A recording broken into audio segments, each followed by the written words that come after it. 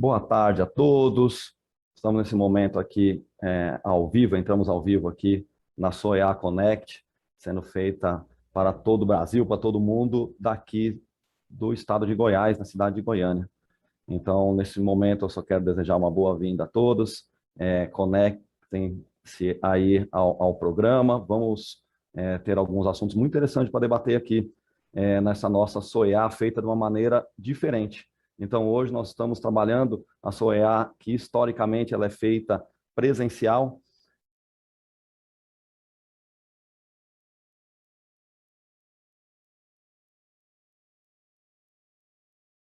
Goiás, a qual eu parabenizo pelo convite, agradeço pelo convite e parabenizo pelo excelente grupo que vai estar aqui junto comigo. Eu sou Daniel Iglesias, presidente do CREA Tocantins, vou estar de moderador nesse grande bate-papo com nossos colegas, né? Na SOEA Connect, que está com o tema esse ano de A Pandemia, Aprendizados e Desafios para a Engenharia, Agronomia e Geociências. Então, partindo desse princípio, nós vamos estar fazendo o start agora aqui da nossa conversa, onde eu vou apresentar nesse momento os 3 palestrantes que estarão comigo aqui nessa tarde, debatendo sobre os assuntos. Então, nessa sala 9, o tema principal que nós vamos estar tratando será cidades resilientes e o protagonismo local dos municípios para a retomada econômica. Nós vamos dividir de forma organizada com nossos 3 grandes convidados, ilustres pessoas que vão poder colaborar bastante aqui com o conhecimento de vocês. Vamos iniciar, então, agora com o engenheiro civil André Agra, coordenador do projeto Espaço Cidadania Digital, TCE da Paraíba. Na sequência, nós vamos conversar com a arquiteta Auxília Afonso, coordenadora do Fomos Brasil.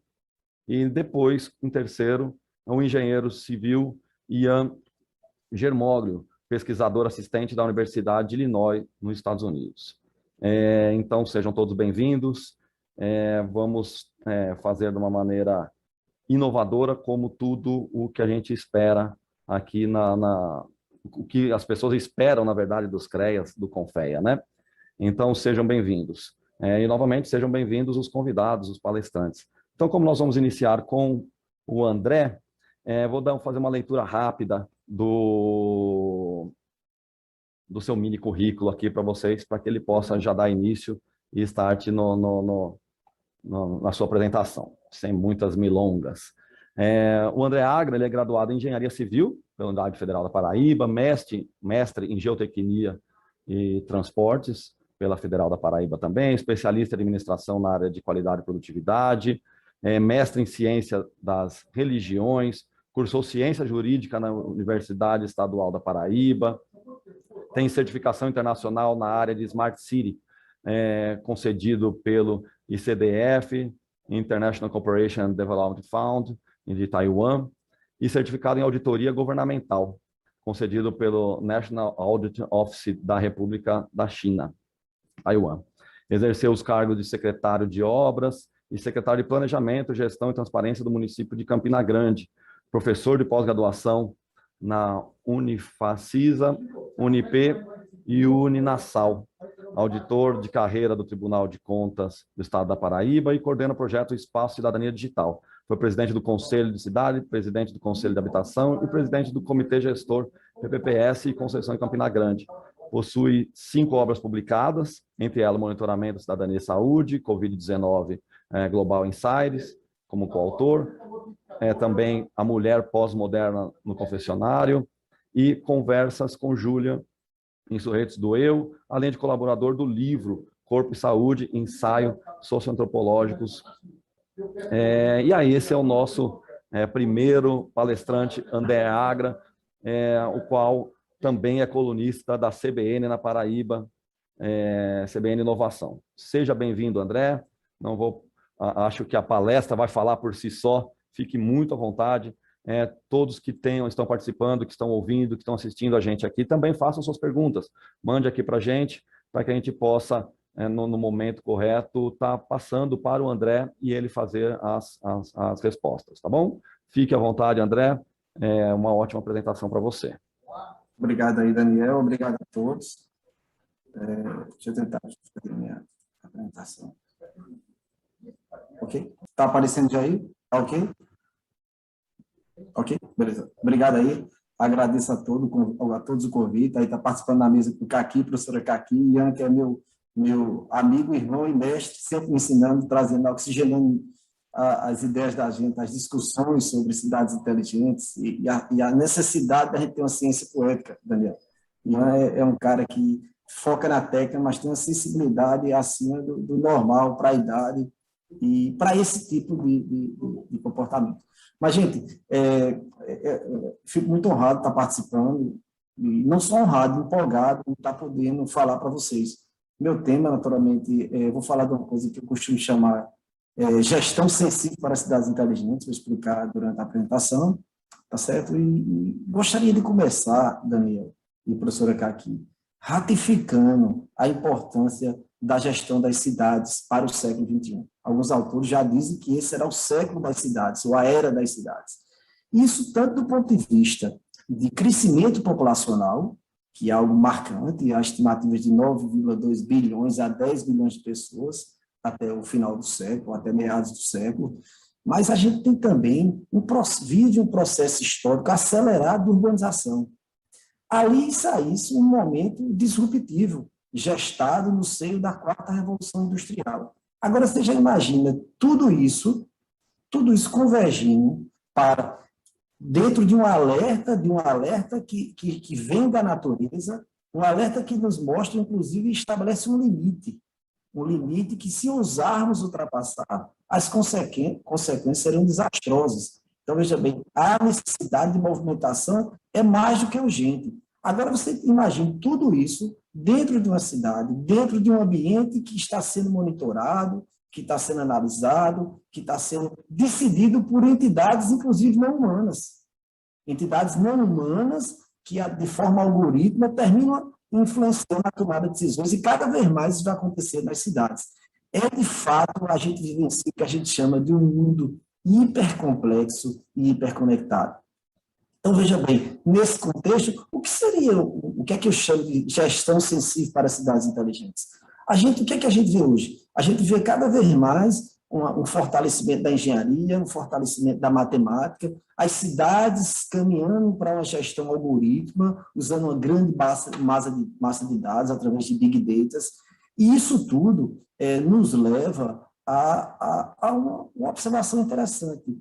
Será que essa cidade inteligente, essas cidades que a gente já tem cristalizado, por exemplo, os conceitos de Chico, que são cidades humanas, inteligentes, criativas e sustentáveis, será que a Carta Brasileira de Cidades Inteligentes, que oportunamente abrangeu a preocupação com cidades inteligentes, para a pauta ambiental, para a pauta social, para a inclusão digital, para a desigualdade, será que, de fato, na implementação de projetos, essa robustez, essa amplitude da análise de cidades inteligentes, ela se consolida? Ou, o que eu digo muito a Ian e aos meus amigos de tecnologia, a gente tem um verdadeiro, Daniel, fetiche por tecnologia. Será que, na prática, a gente não estaria aproximando o conceito de cidade inteligente para o conceito de cidade tecnológica? E aí, levando com isso todo um processo de automatização, nós chegamos, inclusive, Daniel, a termos assim, a crença em modelos matemáticos, algoritmos quase onipresentes, que traz o seu arcabouço, às vezes, uma série de vieses. Já está demonstrado aí nos projetos de reconhecimento facial, uma série de soluções tecnológicas que apresentam, inclusive, viés racistas, viés de desequilíbrio, e às vezes até com a tendência de aumentar a desigualdade. Então, veja bem, onde parará isso? A gente já teve um caso, inclusive, de uma prefeitura no Japão, Ian, que teve um candidato que era inteligência artificial. Então, o que é que a gente hoje... E teve 5 mil votos, viu, Daniel? Ele chegou a ter 5 mil votos, viu? E a ideia é interessante. Porque, veja bem, não é que seja uma coisa estranha, não. É porque é plausível esse apego à tecnologia, à matemática. Por quê? Porque, de repente, você se vê como gestor, a possibilidade de você ter um dashboard na sua frente, com indicadores de inteligência de performance, com análise de dados, cruzamento de dados, de educação, de mobilidade, isso encanta qualquer ser humano. Mas esse encanto tem que vir também com a sensibilidade para os valores humanísticos. para os valores ecológicos. É como se a gente precisasse fundir a matemática nesse composto, nessa grande amplitude de sensibilidades. E aí que eu chamo valores sensíveis, e aí eu defendo uma gestão sensível. É como se a gente dissesse assim, eu quero uma cidade inteligente, mas eu não quero uma cidade de silício, eu não quero uma placa semicondutora. A cidade é vida, ela é vibrante. É isso que eu preciso ter e incorporar nas modelagens e nas aplicações de projetos inteligentes. Agora, sempre tem aquela pergunta, na prática, como aliar performance e propósito? Como enquadrar? A gente está falando para o CONFEA, para engenheiros, para os CREAs, claro, tem várias áreas, a professora aqui, que sou fã número 1 da sua pegada de patrimônio histórico inteligente, ela vai mostrar a vocês a importância que isso tem dentro de uma cidade, principalmente dentro do conceito de cidade criativa. Agora, como é que eu vou fazer? Eu preciso que meus projetos de cidade inteligente, meus projetos de obra, meus empreendimentos, eles têm uma relação direta, por exemplo, com a métrica ESG, ou seja, se eu vou implantar uma obra pública, se eu vou implantar um novo equipamento público, se eu vou fazer um novo bairro, se eu vou redesenhar minha cidade, eu tenho que analisar e tenho que calcular e tenho que me apegar a quê? Primeiro, a sustentabilidade ambiental. Qual o impacto ambiental de meu projeto? Que repercussão ela vai dar nas matas que estão ao entorno de uma cidade, na qualidade das águas? O que eu deixarei de pegada do ponto de vista ecológico dentro de um projeto, de qualquer sorte que eu queira implantar numa cidade? Eu preciso também verificar se aquele projeto, se aquele modelo de cidade inteligente, ele tem um impacto social para fazer uma sociedade mais justa, porque a gente tem uma concentração hoje de renda e uma desigualdade nas cidades que é gritante e clama por intervenções. Então, eu tenho que também verificar a que ponto aquele meu projeto vai melhorar ou piorar, ou ser neutro, que é pior ainda a situação status quo reinante. E, finalmente, eu preciso de uma rigorosa governança ética e transparente. Então, é nesse contexto que a gente precisa seguir uma métrica, e estabelecesse uma métrica para os novos projetos, aos novos empreendimentos, aos novos projetos de cidade inteligente. E, inclusive, Daniel, os grandes fundos mundiais hoje estão já selecionando projetos que se adequam a essa métrica do ESG. Então, isso é uma tendência, me parece, irreversível. Outra coisa que é fundamental, e aí diz respeito diretamente, só para citar o exemplo, é a questão da própria construção civil. Eu preciso imediatamente associar eficiência, veja, com propósito, e como é que eu posso, num ambiente de aquecimento global, que as pessoas estão calculando agora as suas pegadas ecológicas, a sua emissão de dióxido de carbono, por exemplo, como é que eu posso imaginar que a construção civil, quando você junta desperdício de obra, custo financeiro, quando você junta retrabalho pós-obra, a gente chega a quase 30% de desperdício. E não esqueçamos, 5% da emissão de dióxido de carbono no mundo é da fabricação de cimentos. Então, assim, todo esse aparato tecnológico da engenharia, a gente tem que fazer uma meia-culpa e uma análise assim, ei, peraí, vamos repensar a nossa construção civil. A gente também tem que dar um exemplo e lembrar que tudo que se constrói está a construção civil no meio. Então, é necessário, fundamental, urgente, a gente fazer uma meia-culpa e partir para frente. Claro, as soluções, será que a solução seria a gente usar a construção off-site? É uma perspectiva, mas também depende da distância da fábrica para o canteiro, porque senão eu vou gastar mais tempo de transporte e emitir os poluentes na natureza do que construindo. Queira ou não queira, é uma tendência a se observar. Mas a gente tem a tecnologia 20 anos, especialistas aí, a gente tem uma série de tecnologias que podem trazer essa preocupação e essa quantificação e essa necessária eficiência, inclusive dos prédios, para a construção civil. Não é mais admissível você ter um prédio sendo construído que não tem, por exemplo, na nossa região, a captação de água pluvial, ou você tenha uma eficiência energética garantida, porque você tem tecnologia já consolidada para isso. Outro ponto, Daniel, eu quero fazer modelo de cidades inteligentes, eu tenho que ver a realidade local, porque senão eu não posso trazer algo pronto, um pacote pronto, uma ideia geral. A gente tem que customizar. Só para você ter uma ideia do que eu estou falando, a gente tem no Brasil 5.570 municípios. 78% deles têm uma renda, um PIB per capita média, de abaixo da média nacional, que é R$33.000.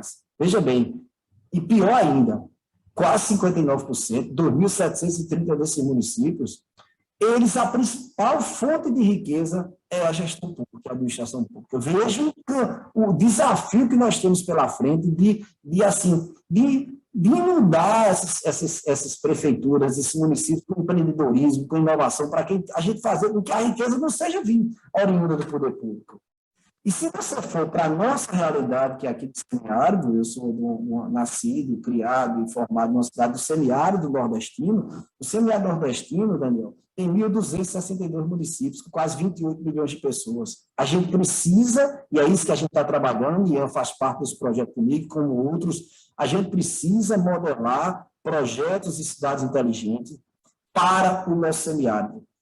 Só para ter uma ideia, o levantamento que nós fizemos aqui no Tribunal de Contas, 89% das cidades da Paraíba, que são 223, a arrecadação de próprios, que a gente chama aqui ISS, IPTU, não cobre nem a despesa da Câmara de Vereadores. Veja que não é simplesmente pegar um modelo de uma empresa americana, de um IBM, de uma Cisco, ou de uma empresa de São Paulo, ou de qualquer lugar do mundo, e aplicar sem customizar na nossa realidade. Nós precisamos, sim, criar, adequar e criar o nosso modelo de cidades inteligentes para o nosso desafio, que o nosso desafio é o semiárido.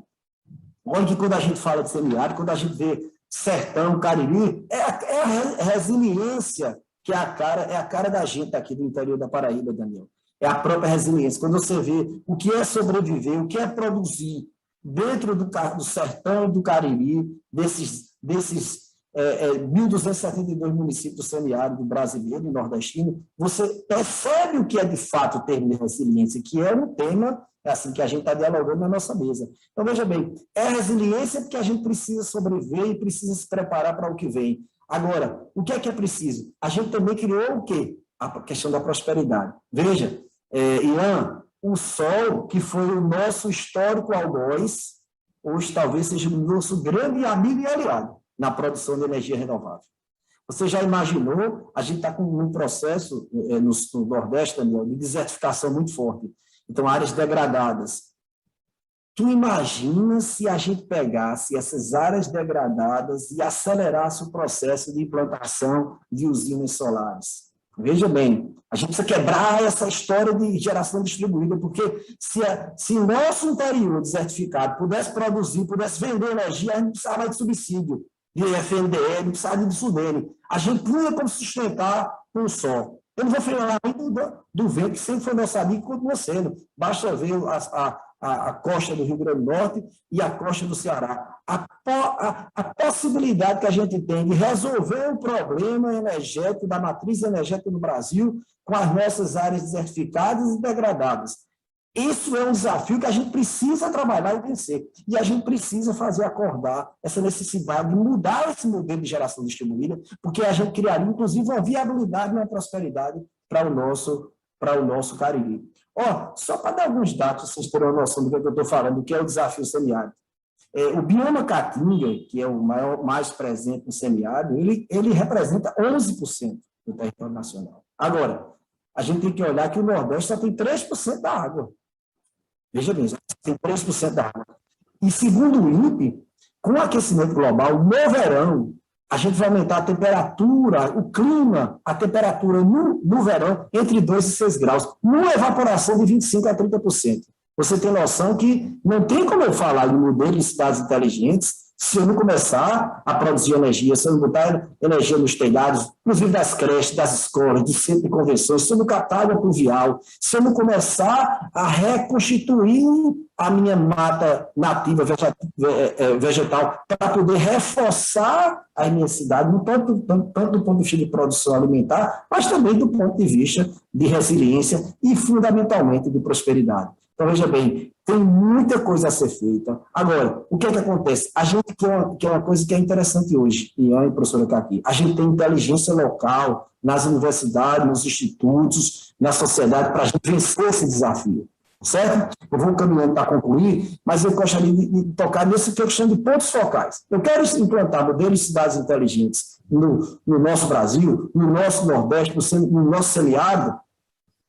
Claro, algumas coisas vão ser discutidas mais por Ian, mas uma coisa é certa, eu tenho que falar de segurança hídrica e saneamento básico. Aquilo que eu disse a vocês, a gente precisa regulamentar imediatamente as cidades, as capitais nordestinas, a capital água pluvial. Eu não posso jogar esgoto fora e não tratar no lugar que só tem 3% da água. Eu preciso fazer reuso, por exemplo, para a indústria, para os parques industriais. Não tem como eu não melhorar, pegar todo esse resíduo sólido, que a maioria é orgânico, e jogar dentro de um aterro, de um lixão, quando eu posso produzir adubo para fazer plantações de árvores que vão melhorar o microclima e a situação da minha região. Eu não posso imaginar que estou no semiárido e vou avançar na questão do desenvolvimento local se eu não resolver a questão da segurança alimentar. Graças a Deus, a gente já tem as universidades aqui que dominam uma parte de biotecnologia. O INSE, que é o Instituto Nacional do Semiárido, por exemplo, o Embrapa, a Universidade Federal de Campina Grande, já desenvolveram, inclusive, usando agave, outros subprodutos do agave. A gente tem uma série de possibilidades. A própria palma forrageira, que é um produto, Daniel, que alimentava o gado da gente, que se acabou, basicamente. Nós, com biotecnologia, e já temos mais de 88 diferentes que começou a ser distribuído nas cidades. Então, assim, veja que a gente tem passo a cidade. Eu não posso pensar em cidades que têm quase 50% das cidades mantida pelo poder público, se eu não trouxer para minhas cidades uma educação empreendedora. Eu preciso reforçar o sistema público de ensino com a educação empreendedora, mas também eu tenho que medir a eficiência. Eu não posso esperar 2 anos pelo resultado do IDEB para saber como é que minha escola do bairro está. Se eu tenho tecnologia hoje, conhecimento local, para fazer mensuração em tempo real. Por que não fazer ele disparar esse processo imediatamente? Eu preciso ressignificar as cidades, tornar as cidades mais compactas, mais conectadas, e aí Ian vai falar bem dessa questão do desenho urbano. Eu preciso que a mobilidade seja levada muito a sério. Ó, Daniel, só na Paraíba, 89% dos municípios tem mais moto do que carro, para você ter uma ideia. Isso aí, André, o que é que tem a ver? Se você entrar no Hospital de Trauma de Campina Grande, de João Pessoa, de Recife, de Natal, 70% dos leitos de UTI são ocupados por acidente de trânsito. A gente está matando a nossa juventude, está sequelando a nossa juventude e criando um mega problema, inclusive, para a Previdência Social. Então, mobilidade, estímulo produtivo às fábricas do Sul e Sudeste para produzir mais e crédito para esse tipo de transporte, é retirar o FM da gente e trazer um ônus gigantesco para a solução. Então, veja o caminho que abre de oportunidades aí que a gente vai ter para melhorar a mobilidade, é um tema também que anda se aproximando.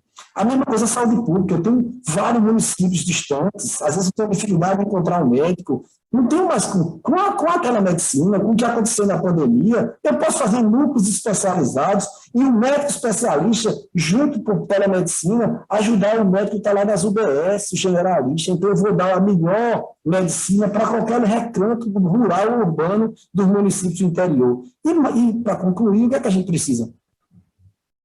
Entender exatamente o que é um arranjo produtivo, começar a trazer a cultura da inovação, ou seja, a gente tem que consolidar o que a gente chama de inteligência local e coletiva. A gente já tem municípios aqui no Nordeste, como Petrolina, Campina Grande, João Pessoa, estão com seus sandbox regulatórios, ou seja, é como se a cultura da inovação estivesse chegando, só que ela está chegando e a gente precisa acelerar. E para concluir, eu gostaria de deixar isso bem firme na mente da gente. A gente precisa de uma cultura da inovação, precisa. Ela é incremental, não é só incremental, ela não pode ser só incremental, ela tem que ser disruptiva, como dizia o grande economista Schubert, o pai da destruição criativa. A gente precisa gerar uma economia de inovação, porque ela gera prosperidade. Então, essa inovação que eu falo é desde a palma, a telemedicina, a biotecnologia, até uma mensuração do resultado das salas de aulas, para a gente melhorar a educação, melhorar a saúde, disparar os arranjos produtivos. Agora, veja, detalhe, toda aceleração disruptiva requer o quê? Uma negociação ética e social. Aí eu volto a quem? Aquilo que eu disse específico. Eu não posso simplesmente matematizar tudo sem a sensibilidade humana, sem os valores humanos e ecológicos. E é isso que eu chamo cultura da inovação sensível. E é isso que eu defendo, gestão de cidades sensíveis. Muito obrigado. Excelente, André, excelente, né? Na verdade, a gente gera um questionamento, acho que de maneira mais ampla para todos que estão aqui assistindo, até pessoas mais experientes como o Ian e a Alice, que vão falar depois de ti, mas gera, com certeza, um, um movimento, uma atenção, principalmente no que é desenvolvimento, né? Tecnologia, desenvolvimento, o desenvolvimento que vem importado de outros países, ou até mesmo importado de outras regiões no Brasil, isso é desenvolvimento para o semiárido, né? Porque às vezes o conceito de desenvolvimento regional determinado por aquela cidade, por aquela região, por aquela realidade, não é o considerado o mesmo desenvolvimento que outras cidades, que outros países. Então, esse tipo de lupa para esse debate faz com certeza enriquecer demais.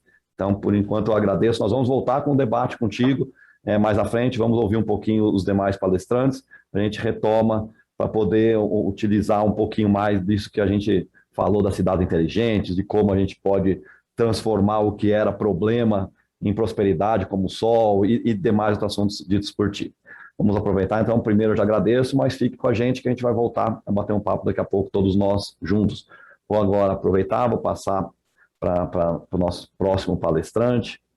Então, vamos receber agora a Alice Afonso de Albuquerque Melo, arquiteta, especialista em conservação urbana pela Universidade Federal de Pernambuco, mestre em História pela Universidade Federal de Pernambuco, investigadora europeia com diploma de estudos avançados, doutora em projetos arquitetônicos pela ISTAB UPEC da Espanha, professora adjunta do curso de Arquitetura e Urbanismo da UFCG, professora efetiva da UFCG também, da PPGH, coordenadora do Grupo de Pesquisa de Arquitetura e Lugar e do Comitê Nacional de Documentação do ICOMOS Brasil, membro expert do CIPA, Heritage Documentation, coordenadora do Comitê Nacional de Documentação do ICOMOS Brasil e membro do Docomomo Brasil.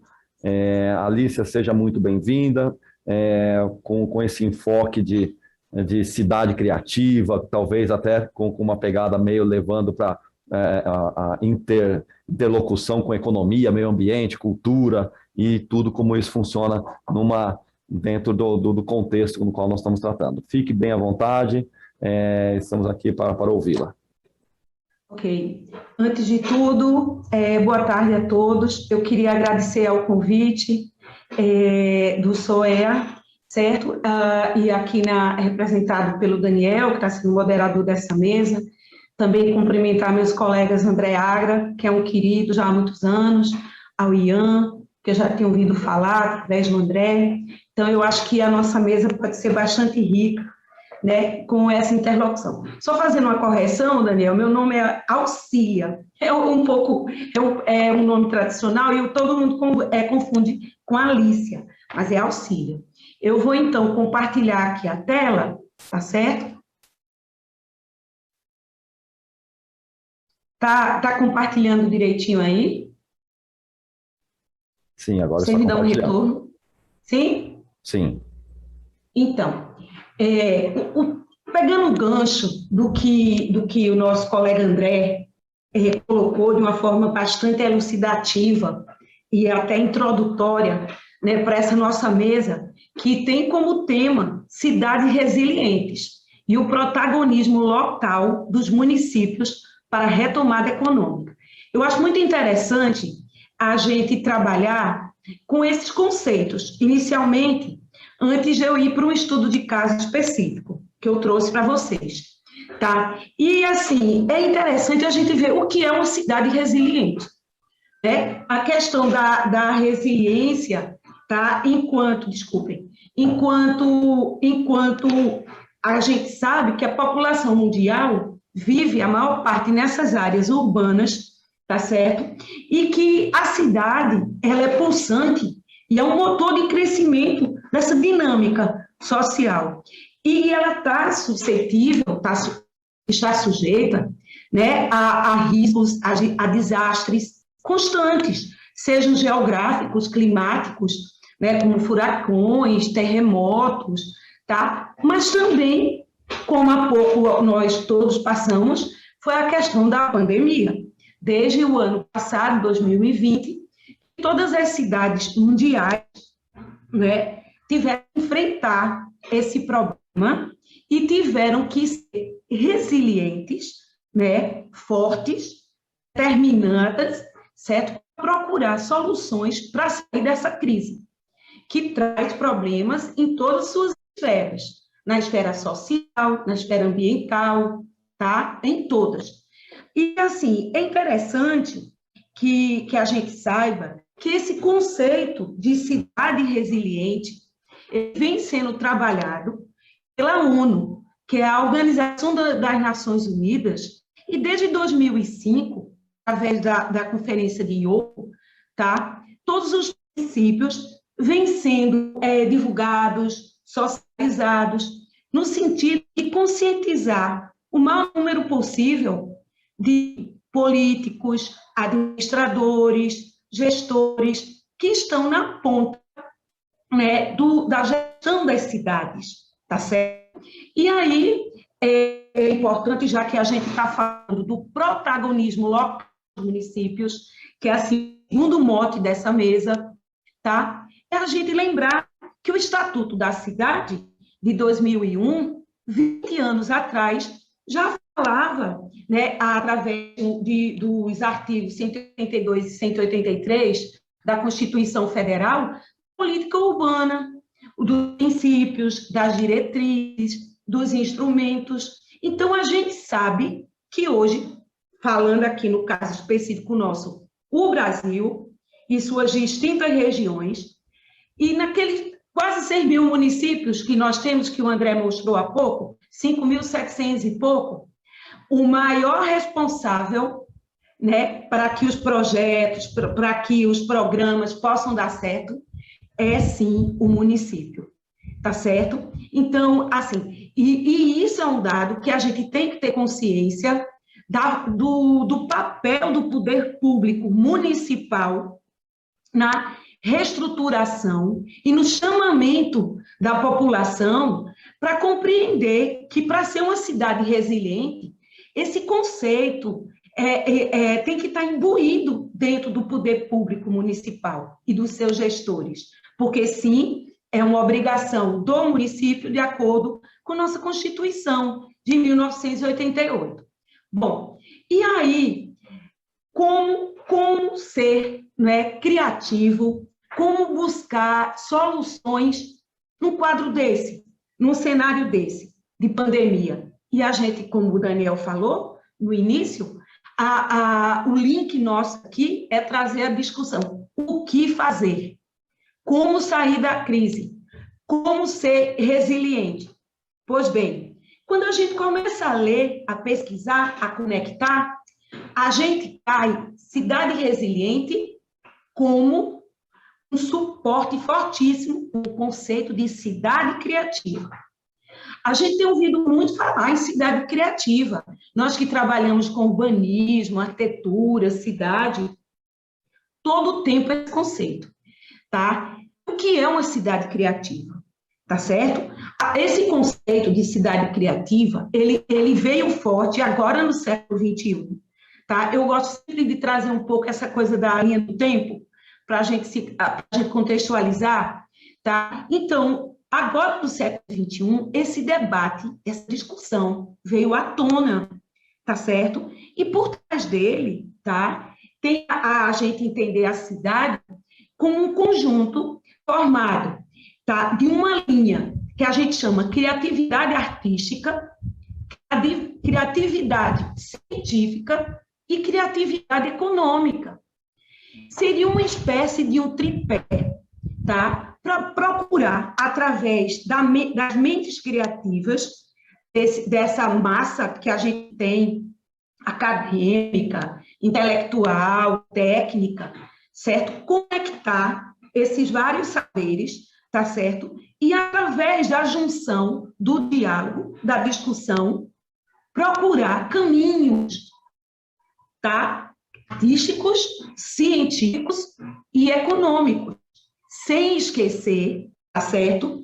Que a cidade criativa, ela reinventa espaços públicos, e é aí que eu vou pegar o link, para trazer a questão do patrimônio, reinvenção dos espaços públicos, tá? Reabilitação dos espaços públicos. O que é isso? As antigas indústrias, os antigos parques industriais, os antigos conjuntos ferroviários, os sítios históricos, como eles estão no nosso país? Eu sei, abandonados e marginalizados. E isso é uma realidade. Aqui em Recife, certo? A gente tem no centro da cidade, na Avenida Guararapes, na Ilha de Santo Antônio, na Boa Vista, um potencial construtivo abandonado, ocioso. E, com certeza, meus colegas aqui da mesa, também nas cidades nos quais cada um vive, tá certo? E a gente, na cidade criativa, a gente também tem que atrair talentos criativos, certo? Pessoas de mentes abertas. Temos que também entender que a cultura como uma geradora, cultura como o quaterno, que a gente chama da sustentabilidade. Porque antigamente, eu digo antigamente porque já foi, a gente falava de tripé, quando falava sustentabilidade. Falava de meio ambiente, falava de economia, falava de sociedade, mas não falava de cultura. E cultura veio como o quarto pé dessa engrenagem, dessa estrutura, tá certo?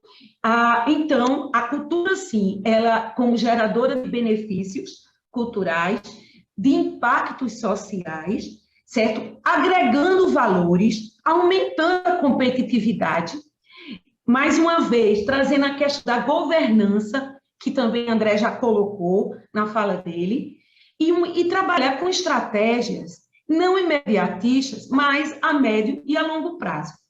Dentro desse pensamento, a cultura, tá? Como esse gráfico que vocês veem, né? A economia criativa no centro desse desenho, tá certo? Dialogando com inovação, com inclusão social, com sustentabilidade, com diversidade cultural, tá certo? E para isso, mais uma vez eu falo, a gente tem que se conectar com a Unesco. As cidades, os municípios brasileiros precisam conhecer a rede que já existe, tá certo? E que é composta de 246 cidades, tá? E mais de 80 países, né, ligados à Unesco. Então, como fazer parte dessa rede? Para começar a procurar uma solução criativa para a melhoria da nossa sociedade, das nossas cidades, né, e dos cidadãos, dessa melhoria de vida, tá bom? Então, claro que a gente não tem como fugir dos conceitos, né, dialogando Smart City, que é super atual, e o André trabalha muito esse conceito, eu acompanho o trabalho do André e eu vejo que ele, assim, né, encampa mesmo esse diálogo, esse contato com esse conceito aqui no Nordeste e principalmente na Paraíba. E, assim, a gente tem que pensar que no cenário atual, onde se fala em Smart City, em cidades inteligentes, a gente tem que pensar e como é que está, né, a conservação do nosso acervo construtivo urbano, do nosso patrimônio urbano, né, dos palimpsestos, das capas dessas cidades. Será que a tecnologia de informação, as chamadas TIC, né, e de comunicação, os programas, os softwares, os nossos robozinhos, eles estão também considerando os aspectos culturais nessas suas lógicas matemáticas? Como é que está isso?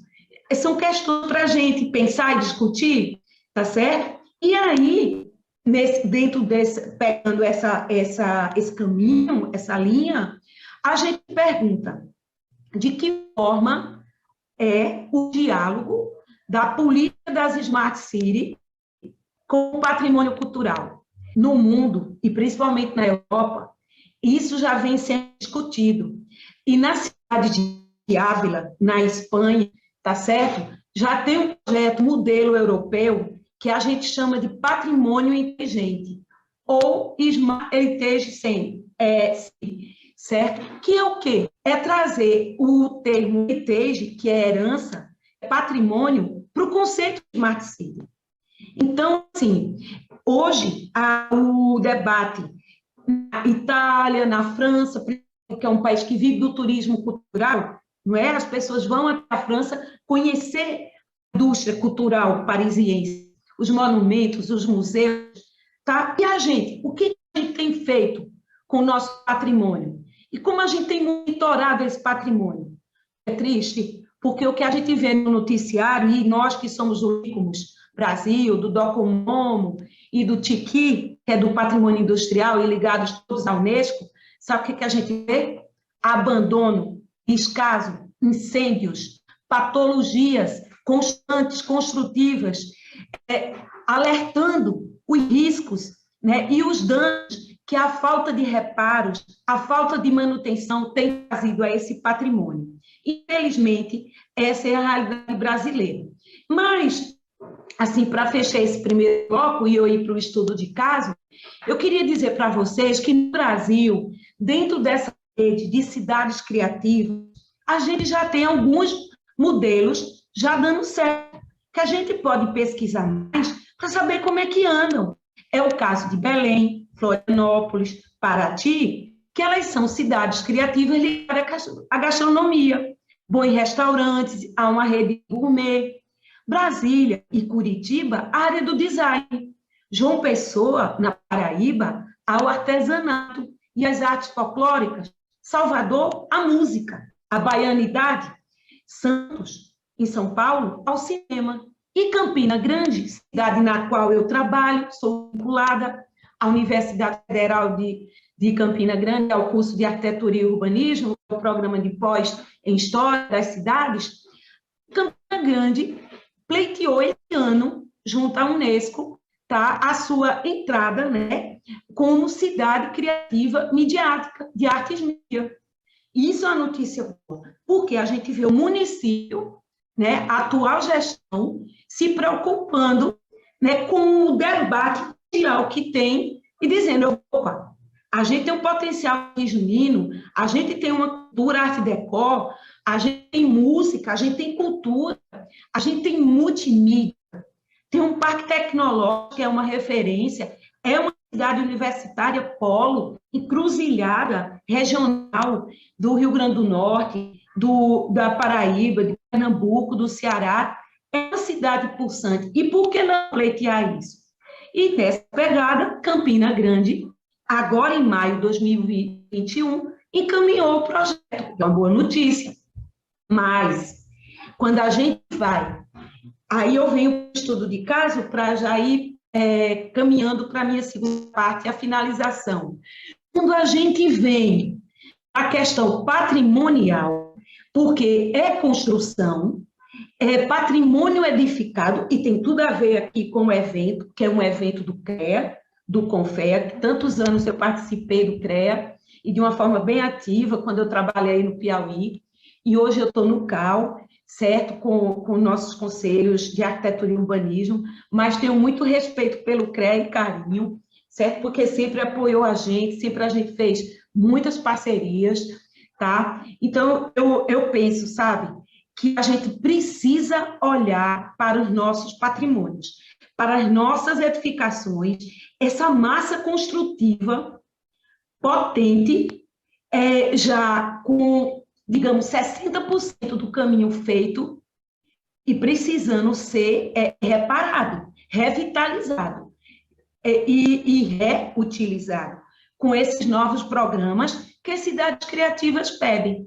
E aí, eu trouxe para vocês um estudo de caso que eu estou fazendo atualmente como coordenadora do grupo de pesquisa Arquitetura e Lugar, vinculado ao CNPq, ao Ministério da Ciência e Tecnologia, ao UFCG, certo? Através de parcerias com o IFAM, com a Prefeitura Municipal de Campina Grande, tentando uma parceria aqui com o meu colega André Agra, ainda não está fechada, com o Tribunal de Contas, pelos seus equipamentos, laboratórios maravilhosos. A gente começou começou a fazer, no ano passado, uma experiência de patrimônio inteligente em Campina Grande. E o que é isso? A gente pegou uma área enorme dentro da cidade, que é um antigo pátio ferroviário, que está desse jeito que vocês estão vendo na imagem, abandonado, que pertencia ainda ao DENIT, era da antiga Refesa, que faliu, tá certo? E hoje o IPHAN está querendo que, junto com o DENIT, o Ministério Público, que ele seja municipalizado. Que a prefeitura, aí vem a discussão, assuma esse conjunto, o papel do município. E agora, esse ano, está tendo um movimento, né, nesse sentido. E nós estamos numa parceria, desenvolvendo os projetos. Para que isso dê certo, desenvolvendo os projetos de que forma? Dentro desse conceito de cidade criativa. Projetando aqui mercado pop, para gerar emprego e renda nos antigos galpões, bibliotecas comunitárias para a população carente se ligar, conectar a rede de Wi-Fi com o mundo, ao Museu do Trem, para as pessoas não esquecerem a sua identidade, a sua memória, a sua história, para poder valorizar, porque o trem foi que trouxe economia para Campina Grande no final do século XIX e início do século XX. E como está o trem hoje? Cadê o trem? Não está. Está lá abandonado, certo? E eu me lembro um pouco até da estação ferroviária de Goiânia, Daniel, que é linda, né? Art Deco, e que lembra muito a nossa, vou mostrar já já. Com centro de capacitação, em parceria com o SESC, SENAC, o Sistema S, e também o Museu da Memória do Trabalhador, porque a gente não pode esquecer isso. E agora vou mostrar algumas imagens desse patrimônio que ocupa mais de, eu não tenho certeza da quantidade de hectares, mas é uma área que passa de dezenas de hectares, muito próximo ao centro, no bairro do 40, tá certo? O André conhece bem, ele foi secretário de Planejamento e conhece bem essa região, inclusive nós fizemos um trabalho muito bonito juntos em 2016, um mutirão de limpeza, de ocupação da estação, no sentido de dar vida, de revitalizar, de trazer à tona o papel dessa área, tá certo? O que fazer com edifícios tão significativos para a sociedade, para a história da economia e gerar emprego e renda. A gente não pode deixar um lugar desse jeito, com patologias seríssimas, cobertas caídas, desfalque de esquadrias, lixo, abandono. E, para isso, a gente está montando, né, uma parceria com a Escola Técnica Federal de Santa Catarina, através de um paraibano, né, o Adolfo Lino, que com drones, com tudo, a gente tem feito um mapeamento dessa área, usando ferramentas digitais, usando o conceito de patrimônio inteligente, para mapear, para sentir, para descobrir e para ver o que fazer, né? Como reagir, como ser resiliente a um quadro desse. E para ser resiliente, tem que ser criativo e tem que ser conectado com o mundo. E por isso que a gente ouviu maiores especialistas brasileiros, como o doutor Eduardo Romero, nosso presidente do TIC Brasil, tá? E propomos um museu do trem, na antiga estação, que está daquela forma que vocês viram, recuperando seus elementos principais, trazendo a locomotiva, trazendo um acervo digital, tá certo? Para poder resgatar esse lugar que, através dessas reconstruções virtuais, usando softwares, a gente demonstra do que é possível a tecnologia, as ferramentas, a criatividade, fazer em prol desse resgate econômico. E, para concluir, eu digo aqui, como é que a gente pode realizar o diálogo entre cidades inteligentes com o resgate do patrimônio urbanístico e arquitetônico? Como a gente pode sensibilizar os atores, como prefeitos, técnicos, cientistas tecnológicos do Parquitel, a dialogar com a gente da academia, com nós, conosco, professores, pesquisadores, arquitetos urbanistas e engenheiros também, como capacitar a mão de obra, né, para trabalhar com essas novas tecnologias. Concluindo, eu quero agradecer e vou deixar aqui um link, tá certo, para um debate que a gente pode ter juntamente com o colega André e com o Ian e com o Daniel, no sentido da gente pensar o seguinte: como eu posso fazer essa ponte, costurar esse tecido, não ficando, André, a cidade realmente tecnológica, mas equilibrada entre tecnologia e cultura e sociedade, partindo do princípio que esses espaços, eles precisam, sim, ser resgatados. No lugar da gente ficar demolindo para fazer construções novas, vamos recuperar, vamos reutilizar e vamos dar novos usos tecnológicos contemporâneos. Beleza? Obrigada. Excelente, Auxília. Peço desculpa novamente, aqui já começo pedindo desculpa pelo erro no nome. Mas, de toda forma, agradeço demais a colaboração, porque é isso mesmo, né? Quando a gente, como havia dito com o André há uns minutos atrás, né, sobre o semiárido da Paraíba, a realidade, o que a tecnologia, o que ela tem em relação com o desenvolvimento, e aqui a Auxília foi a fundo já no caso de Campina Grande, né? Como transformar, de repente, o patrimônio e como instigar esse debate junto às políticas públicas, né? De como utilizar o patrimônio, como rediscutir o patrimônio de forma a gerar o equilíbrio, né? Nisso de desenvolvimento, tecnologia, patrimônio, cultura. E agora o Ian, que vai ser o nosso próximo palestrante, que vai estar contribuindo agora. Também muito interessante eu ver que ele vai entrar num tema também de cidades resilientes, né? Mais com essa abordagem. E eu acho que dentro do que o André e a Auxília falaram, será que todas as cidades funcionaram, Ian? Esse é o questionamento, né? Será que quais casos realmente nós temos que olhar para ele de uma forma de um exemplo a não se seguir, ou de um exemplo de reinventar, e quais os bons exemplos? Talvez esse seja um dos grandes desafios que a gente vai ter aqui. Então, seja bem-vindo, Ian Germoglio, engenheiro civil formado pela Universidade Federal da Paraíba, estudou durante 1 ano e 6 meses no Instituto Nacional des Sciences Appliquées, me corrija o meu francês depois, tá, Ian? Em Lyon, na França. De ciências aplicadas. Né? Exato. Perfeito.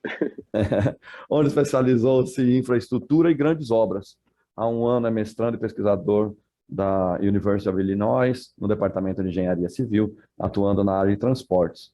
Sua principal pesquisa é em modernização na criação de smart tracks para ferrovia nos Estados Unidos. Muito interessante, até pegando aqui o gancho da Auxília, que também deu uma nova discussão sobre o pátio ferroviário, né, lá de Campina Grande. Então, Ian, fique também bem à vontade para poder debater, e como eu havia dito no começo, depois nós vamos retomar com as perguntas que estão sendo feitas no chat aqui, para a gente poder acrescentar, repassar para os palestrantes, e também para poder ver a contribuição do debate dos outros 2 palestrantes para o qual vai estar falando. Então, a gente vai gerar como uma mesa redonda para que um possa colaborar nessa interdisciplinaridade aqui do debate, tá bom? Ian, fique à vontade, o tempo é seu, o microfone é seu. Perfeito, muito obrigado, Daniel. Deixa eu compartilhar aqui minha tela e vamos ver se funciona aqui tudo direitinho. Vou precisar que vocês...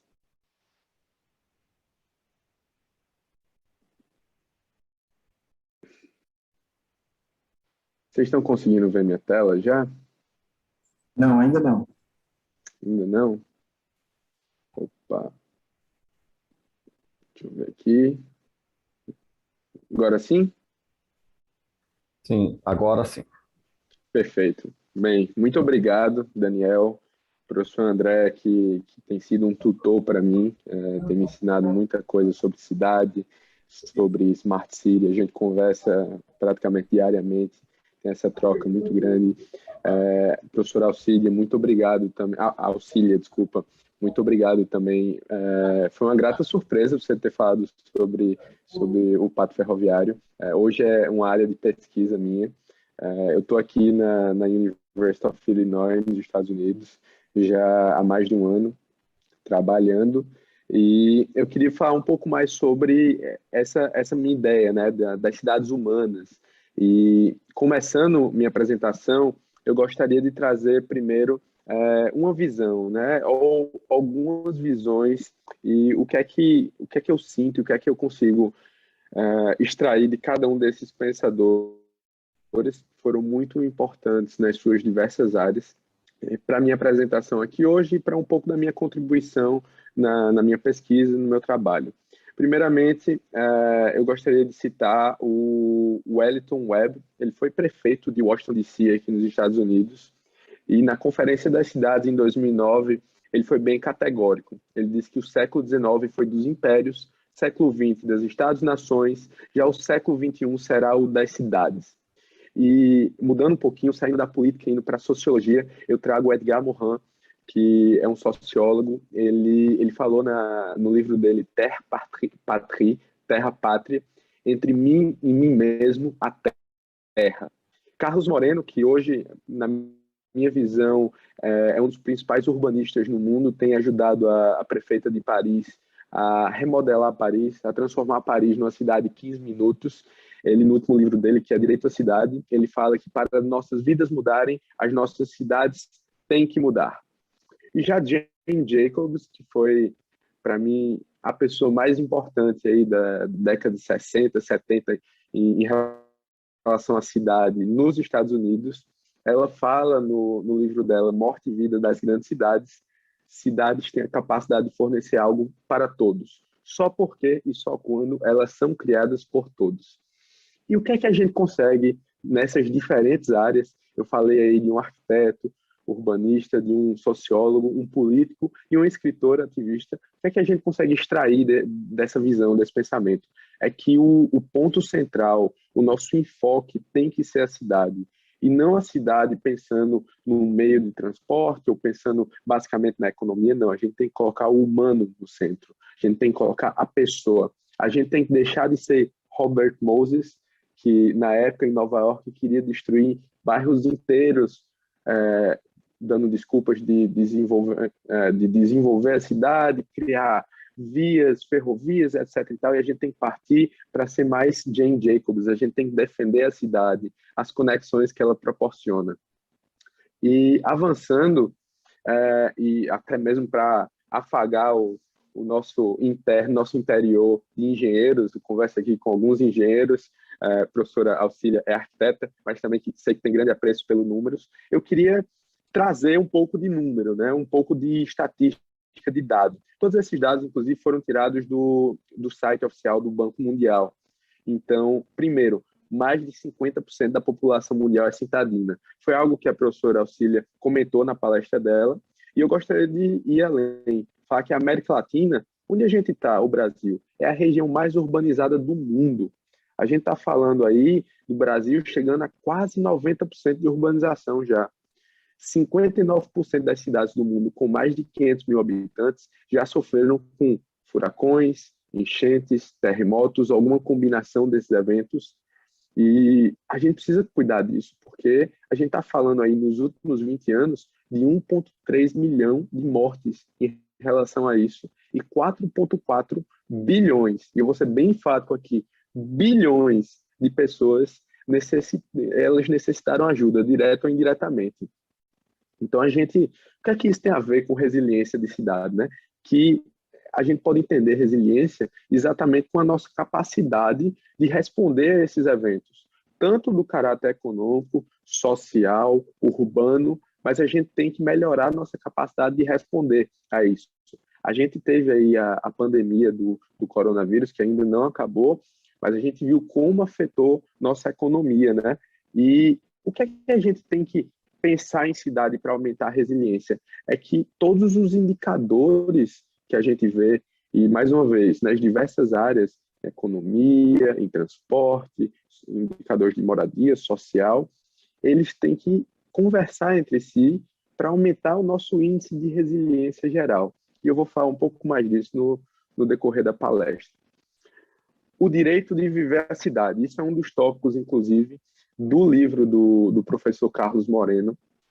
E eu vou até dizer que serei um pouco petulante aqui. Eu tenho, como você mencionou, Daniel, especialização em grandes obras. Sempre lidei com pontes, barragens. Hoje estou trabalhando com ferrovias aqui. Então, a gente pensa muito em concreto, né? Aquele pensamento engenheiro, concreto, coisas grandes. E isso, muitas vezes, é sinônimo de desenvolvimento para a gente. E eu quero trazer algumas imagens, primeiro de São Paulo, sudoeste do país, depois, Florianópolis, o sul, Brasília, no centro-oeste, João Pessoa, minha querida cidade natal, no nordeste, e Manaus. E eu quero falar um negócio para vocês. Se eu não tivesse mostrado qual é essa cidade, ou não tivesse colocado a legenda nas fotos, não tem como diferenciar. E se eu perguntar o que é que tem em comum entre essas fotos, e olha, eu vou ser bem petulante ao ponto de colocar Brasília nessa lista, porque a gente está também aí falando de Lúcio Costa, a gente está falando de Oscar Niemeyer, que são dois grandes bastiões da nossa arquitetura brasileira, mas eu consigo lhe dizer, essas cidades hoje, no modelo atual, que até mesmo a ONU escreveu para a Agenda 2030 das cidades, essas cidades falharam. Essas cidades hoje não trazem uma perspectiva de cidade humana. Hoje, no Brasil, a média de pessoas dentro de um carro não passa de 1,5. O que é que isso quer dizer? A gente está ocupando o espaço da cidade, a gente está criando mais vias, está tirando ciclovia, calçada, destruindo patrimônio histórico para tentar melhorar a mobilidade de uma forma errônea, de uma maneira equivocada. Então, eu gosto muito dessa frase, que é: nós não podemos sonhar com os olhos abertos, nem viver com os olhos fechados. Isso é uma frase de uma música francesa, O Cabaret de la Dernière Chance. E isso é bem interessante, porque vindo para a nossa realidade, né, a gente não pode sonhar falando que isso construir mais uma via, mais uma rodovia com 5 faixas, com 6 faixas, é um desenvolvimento bom para o nosso país em termos de infraestrutura?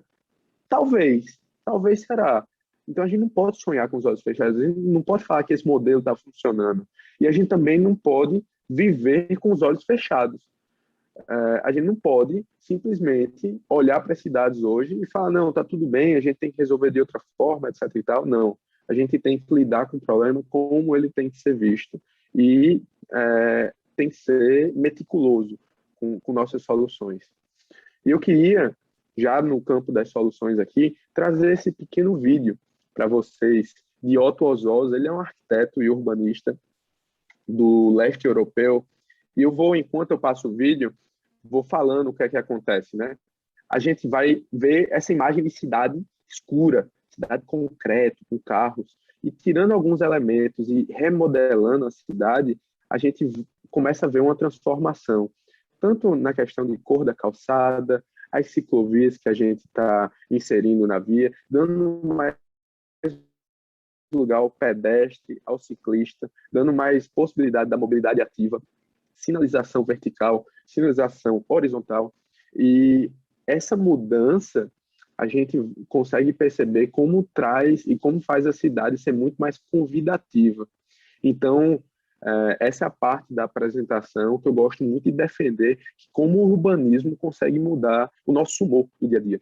E eu os pergunto, no final desse vídeo, que já está chegando no quarto final dele, qual é a diferença de uma pessoa viver num bairro, numa cidade, que nos propõe ter essa visão, uma visão que a gente consegue ver aí, proteção para dias de chuva, pessoas na rua, muito mais verde, possibilidade de você fazer uma escolha de qual tipo de transporte você vai fazer, se vai caminhar, se vai andar de bicicleta, do que viver naquela cidade que estava representada no começo desse vídeo, que eu gosto até de trazer assim, para você ver como é distoante, como você olha para uma cidade para um bairro, para uma parte do seu bairro, e ela pode ser não convidativa ao ser humano. Então, a gente vê como é importante a forma da cidade, a forma que a gente organiza nossos espaços para trazer mais pessoas para a rua, para a gente movimentar a nossa economia local, para a gente interagir com as outras pessoas.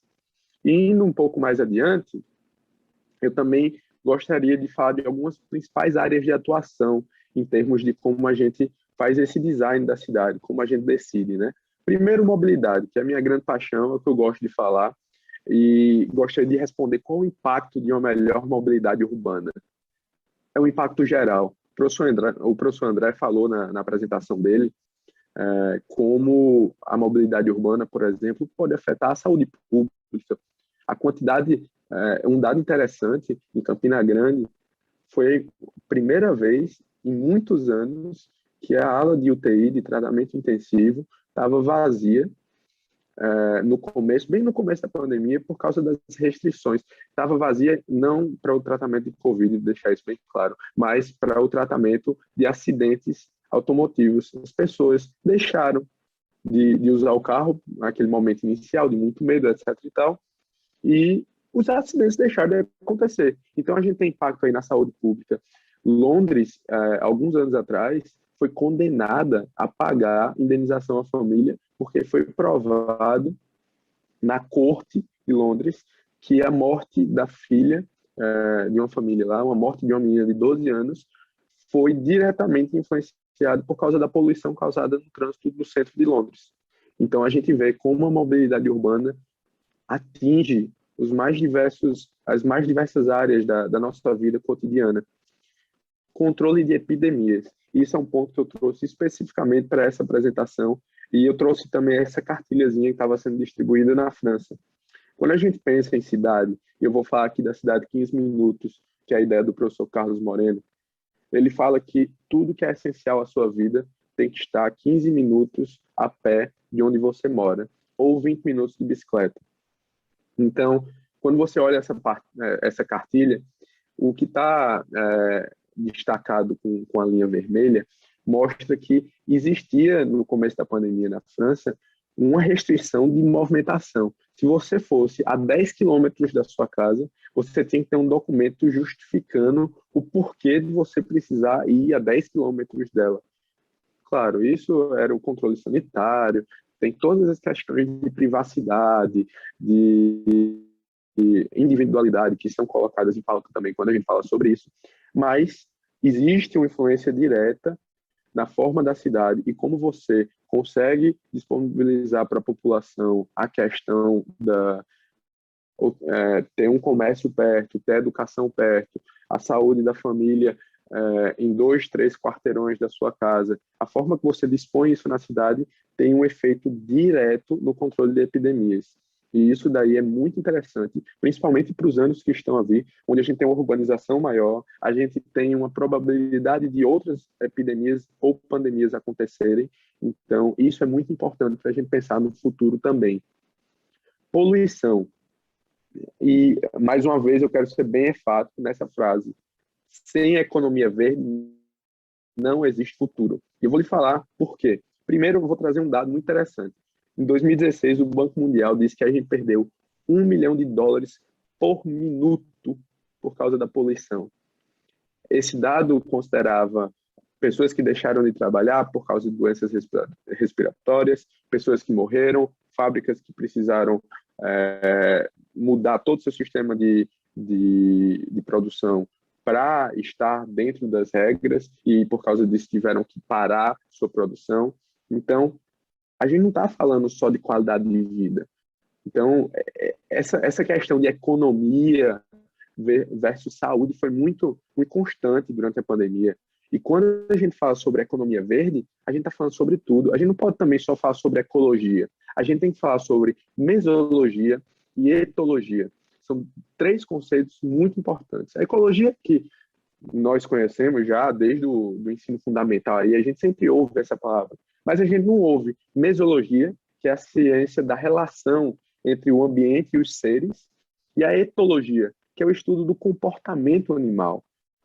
comportamento humano dentro desse ser. Então, a gente tem aí três vieses, principais para a gente responder, que é onde vivemos, qual é a nossa morada. Isso é muito relacionado à ideia de ecologia. Depois a gente tem o mundo onde a nossa morada está inserida e que a gente se relaciona com ele. E isso é a ciência do meio, é a mesologia. E depois a gente tem a etologia, que é o mundo que nós acreditamos que nossa morada está inserida, que é exatamente a parte comportamental dessa ideia. Então, falar sobre economia verde, falar sobre desenvolvimento green, né? Também a gente tem que ter essas ideias em mente. E já que a gente falou muito aqui sobre economia, etc e tal, também é uma principal área. E eu queria trazer mais uma vez aqui a ideia de cidade 15 minutos por algumas coisas. Ela traz uma maior densidade para as cidades. Então, a gente vai ter cidades muito mais densas. E isso daí, vou relacionar com o próximo ponto, mas isso daí está intimamente ligado a um ponto muito importante que o professor André citou na apresentação dele, a inovação. Porque, deixa eu te falar, Daniel, inovação parte pessoas com outras perspectivas do mesmo problema. Então, para a gente gerar um ambiente inovativo, de inovação constante, e que isso vai desenvolver nossas cidades no Brasil, a gente precisa também aumentar a proximidade das pessoas. Perdão. Hoje, não se tem mais a ida ao café da esquina, a ida à padaria, uma conversa entre vizinhos. Hoje se perdeu. Quando a gente anda na cidade, isso é um exercício que eu convido a todos, vendo essa palestra, a fazer. Quando você estiver dentro do seu carro mesmo, olhe para as ruas, veja quantas pessoas estão andando, quantas pessoas estão se locomovendo por meio de bicicleta, de patinete, e se perdeu no Brasil, e se perdeu a nível mundial também. Então, a gente precisa reanimar isso, reviver isso. Diversidade, a gente precisa ter mais diversidade nas cidades também. Uma ideia muito inteligente é ter a escola como a capital do bairro, onde as pessoas podem ter, além do ensino para as crianças, para jovens adultos, também ter atividade lúdica, atividades sociais, de cultura. Então, a gente consegue ali também fomentar um ambiente de inovação, de diversidade.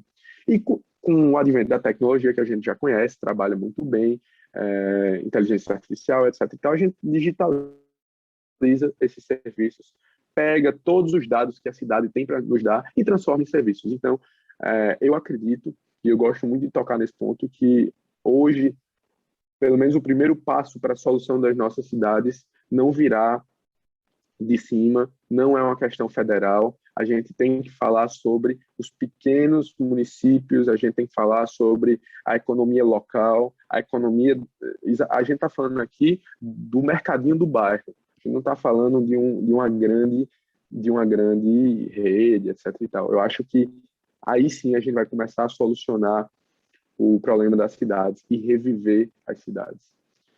E o último tópico aqui dessas principais áreas de atuação que eu gostaria de falar é o de moradia. E eu trouxe dois mundos distintos, né, em duas fotos. A primeira é Fênix, a segunda é Juazeiro do Norte, no Ceará. E a gente consegue ver, né, esse grande problema que é ainda o espraiamento das cidades e a questão dos conjuntos habitacionais. Programas como Minha Casa Minha Vida, que foram, por favor, não me entendam mal, foram programas importantíssimos para o país, necessários, porém, causou um custo adicional para a cidade, a questão de mobilidade, infraestrutura, que não foi pensado, ou pelo menos, eu sei que no projeto foi pensado, mas depois não foi realizado esse custo. E hoje é nosso dever moral, científico, nosso dever como cidadão, pensar uma melhor solução para as moradias citadinas. E o que é que eu quero dizer em relação a isso? Hoje a gente tem centros de cidades que não tem uso misto, muitas vezes. Tem centro de cidade que o centro morre às 6 horas da noite todos os dias e vai reviver só às 6 horas da manhã. se você for ver a densidade de pessoas morando no centro das cidades, é baixíssima. E as pessoas moram nesses conjuntos, são espraiados no entorno das cidades, precisam se locomover grandes distâncias para o trabalho. E aí a gente começa a criar essa bola de neve gigante, onde, até mesmo puxando para o transporte público mais uma vez, o nosso sistema, geralmente nas cidades, o sistema de transporte público por ônibus, ele é um subsídio cruzado, ou seja, os pequenos deslocamentos subsidiam os grandes deslocamentos. Quem é que faz esses grandes deslocamentos? São os trabalhadores que estão morando nesses conjuntos habitacionais e precisam trabalhar no centro da cidade. E quem é que faz os curtos deslocamentos? Aquela pessoa que precisa ir no outro bairro, etc. e tal. Só que qual é o problema? A uberização dos serviços. Então, esse subsídio cruzado começou a receber diversas pancadas do mercado e começou a colapsar. E hoje a gente tem um sistema que eu nem diria que está colapsando, está colapsado já. Já foi, já aconteceu. E, bem, seguindo adiante da minha apresentação, eu queria já chegar na conclusão. Eu queria falar um pouco sobre cidade, né? Se eu pude trazer alguma coisa de novo aqui para as pessoas que estão assistindo, e minha principal contribuição é quando, se alguém falar de cidade ao seu lado, ao redor, numa sala de discussão, num lugar acadêmico, pense em um espaço de reencontros e conexões. Então, uma cidade necessita disso. A cidade, para ela ser viva, que hoje existe um termo em francês que ainda não se tem ainda um termo com a mesma significância em português, mas é ville vivante, que é cidade viva, mas é aquela cidade vibrante, sabe? Aquela cidade que você chega e dá vontade de viver. A gente precisa desses reencontros, a gente precisa ter pessoas interagindo com pessoas, a gente precisa colocar o ser humano no centro do design e da forma da cidade. Pensando em economia, mais uma vez, eu gostaria de frisar isso. A retomada será pelos pequenos negócios e na vida dentro do bairro. Então, quando a gente fala sobre o pós-Covid, eu acredito, além de todas as medidas que já estão sendo tomadas ao redor do mundo, que a forma que a gente vai desenhar as cidades nos próximos 5 e 10 anos tem que ser pensado no entorno habitável ao essencial da vida, ali na questão de 15 minutos a 20 minutos, seja por caminhada, seja de ciclismo. Porque a gente não consegue mais continuar com esse termo que a gente criou nos anos 70, de megalópole. A gente tem que passar para uma cidade de 15 minutos. Então, as grandes megalópolis, né, vamos falar aí São Paulo, a região de São Paulo, a gente tem aqui no leste dos Estados Unidos, a região entre Boston e Washington, lá no oeste tem São Francisco, a San Diego. Essas megalópolis, elas chegaram numa forma já que a gente tem como mitigar os problemas, mas resolvê-los vai ser dificílimo. Talvez, quiçá, impossível. Então, a solução vão estar nas cidades medianas, pequenas, que a gente vai conseguir implementar essa cidade em 15 minutos. É muito interessante, porque daqui a 2, 3 anos, talvez eu esteja completamente ultrapassado, porque Paris, que é a região parisiense, é uma megalópole, ela está implementando a cidade em 15 minutos. 2 semanas atrás, a velocidade na cidade baixou para 30 quilômetros em todos os lugares. Então, todo esse tipo de implementação de cidade 15 minutos está sendo testada em Paris, que é uma megalópole, porém, ela foi envisionada para as cidades medianas e pequenas, e eu acredito que essa vai ser a solução para os nossos próximos 5, 10 anos.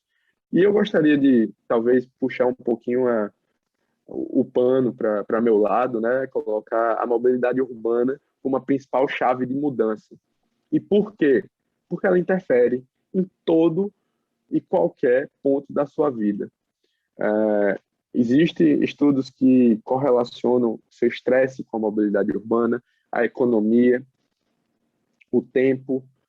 Então, assim, se a gente começar a falar sobre mobilidade urbana, que inclusive eu gostaria de frisar, é muito importante ser um evento federal, a mobilidade urbana é um direito social, tá? Não é uma questão técnica, é um direito. As pessoas, elas têm que ter direito a se locomover na cidade, seja o doutor, médico, com o seu carro de R$ 500.000, seja como o pedreiro, que anda todo dia de ônibus. É um direito eles se locomoverem com dignidade, e a gente precisa defender isso.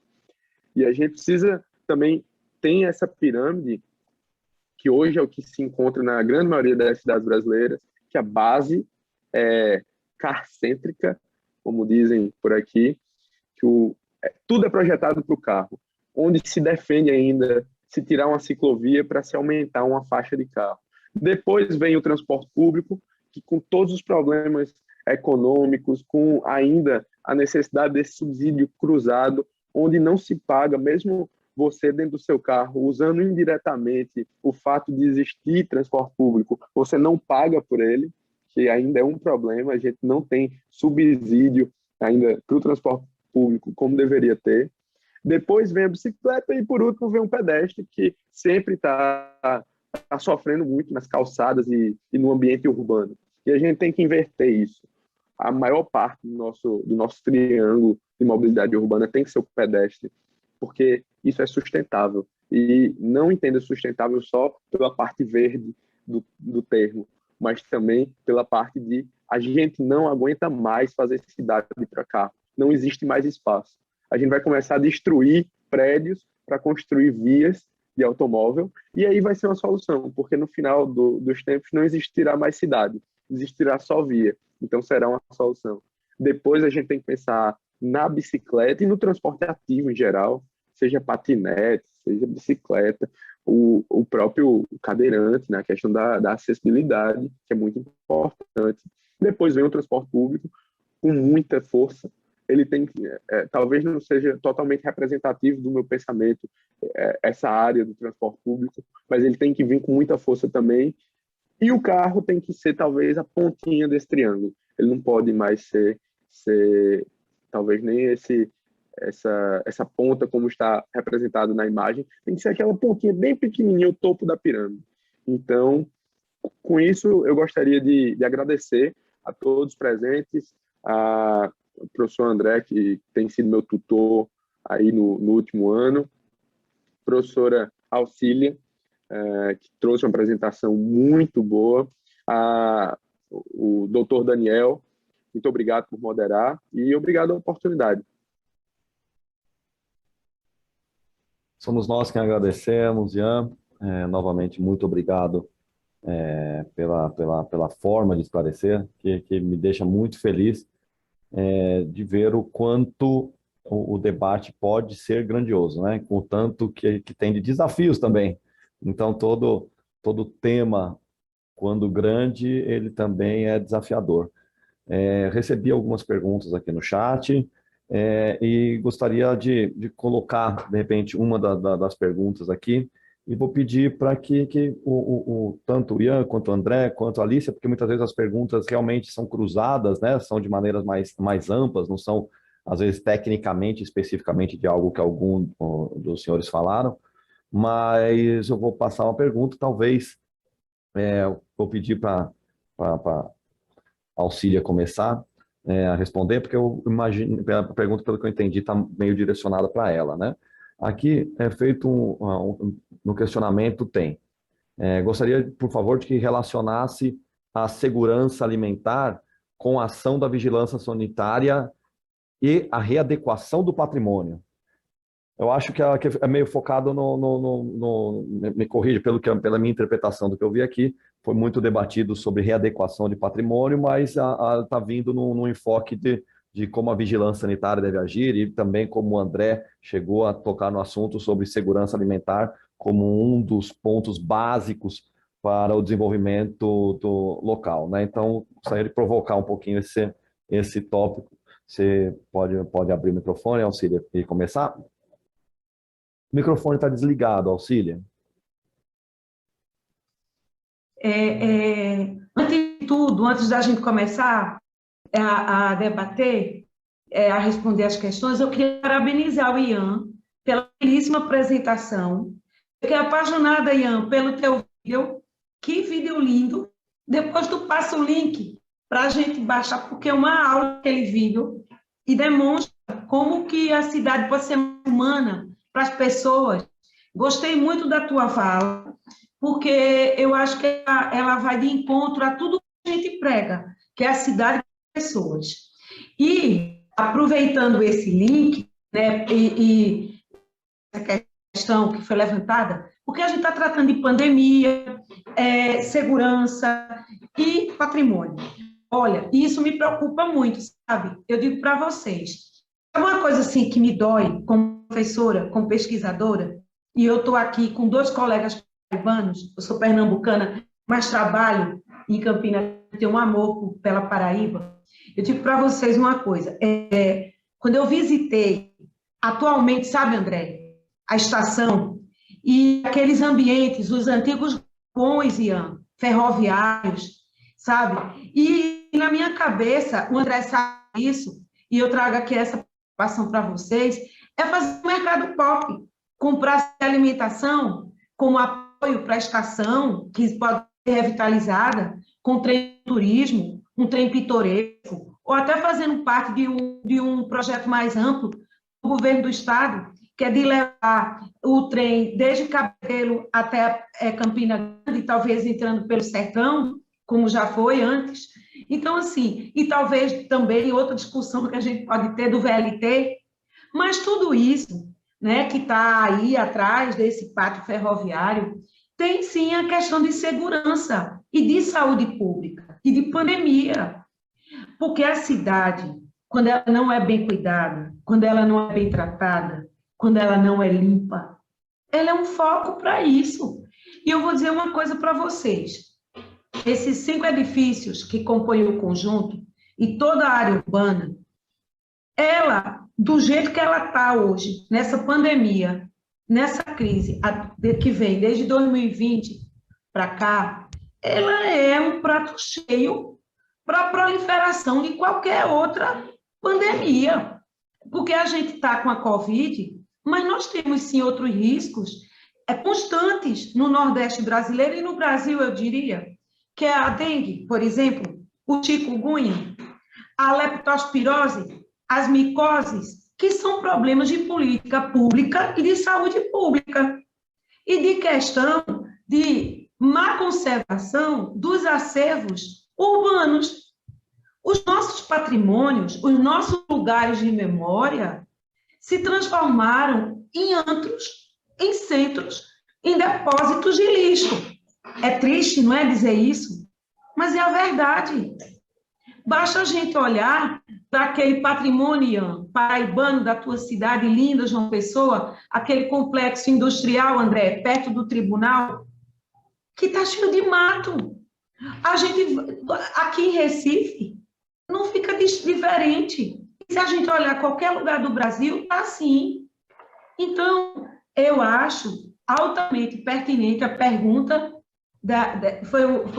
foi quem? Um rapaz, uma moça, não sei. Não apareceu o nome, apareceu uma sigla, então, não consigo dizer quem é. Dessa pessoa, porque realmente eu acho que a gente trabalhar cidades resilientes é combater os canais, os lixões, a limpeza urbana, o saneamento, e isso está diretamente ligado a uma produção, geração de emprego e renda que dialoga com a cidade criativa. Por que não usinas de reciclagem? Geração de energia limpa, André, através do lixo, como é na Dinamarca, como é na Noruega.